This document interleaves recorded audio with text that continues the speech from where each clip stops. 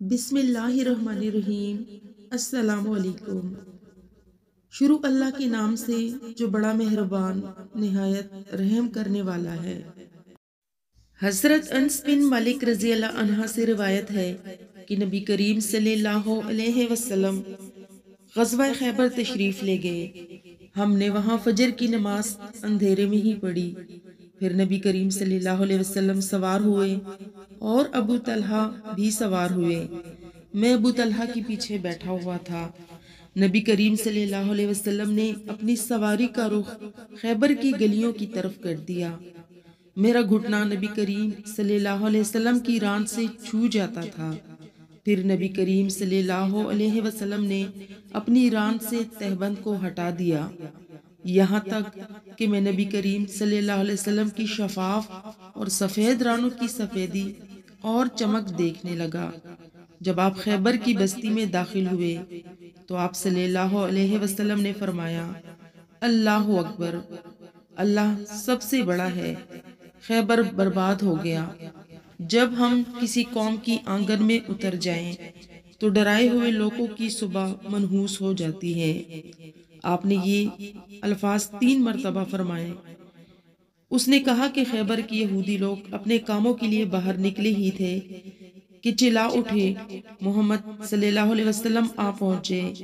اور عبدالعزیز راوی نے کہا کہ بعض انس رضی اللہ عنہ سے روایت کرنے والے ہمارے ساتھیوں نے والخمیس کا لفظ بھی نقل کیا ہے، یعنی وہ چلا اٹھے کہ محمد صلی اللہ علیہ وسلم لشکر لے کر پہنچ گئے۔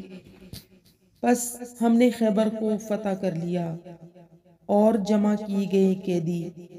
پھر وحیہ رضی اللہ عنہ نے عرض کی کہ یا رسول اللہ صلی اللہ علیہ وسلم، ان قیدیوں میں سے کوئی باندی مجھے بھی عنایت کیجیے۔ آپ صلی اللہ علیہ وسلم نے فرمایا کہ جاؤ کوئی باندی لے آؤ۔ انہوں نے صفیہ بنت حیہ کو لے آئے۔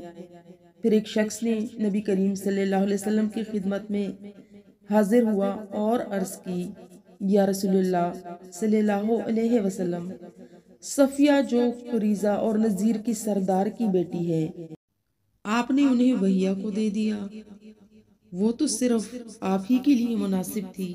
اس پر آپ صلی اللہ علیہ وسلم نے فرمایا کہ وحیہ کو صفیہ کے ساتھ بلاؤ۔ وہ لائے گئے۔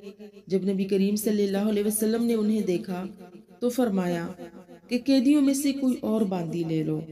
راوی نے کہا کہ پھر نبی کریم صلی اللہ علیہ وسلم نے صفیہ کو آزاد کر دیا اور اپنے نکاح میں لے لیا۔ ثابت بنانی نے انس رضی اللہ عنہ سے پوچھا کہ ابو حمزہ، ان کا مہر نبی کریم صلی اللہ علیہ وسلم نے کیا رکھا تھا؟ انس رضی اللہ عنہ نے فرمایا کہ خود انہی کی آزادی ان کا مہر تھا، اسی پر آپ نے نکاح کیا۔ پھر راستے میں ہی ام سلیم رضی اللہ عنہ، انس رضی اللہ عنہ کی والدہ نے انہیں دلہن بنایا اور نبی کریم صلی اللہ علیہ وسلم کے پاس رات کے وقت بھیجا۔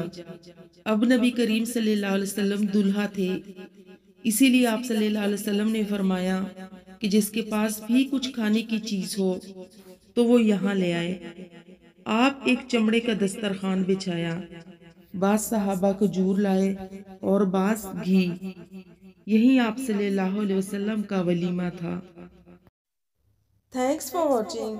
اگر آپ کو ویڈیو اچھی لگے تو اسے لائک ضرور کیجیے گا، اس سے ہمیں حوصلہ افزائی ملتی ہے، اور ہمارے چینل فرزانہ ٹی وی کو ضرور سبسکرائب کریں۔ نیکسٹ ویڈیو تک کے لیے اللہ حافظ۔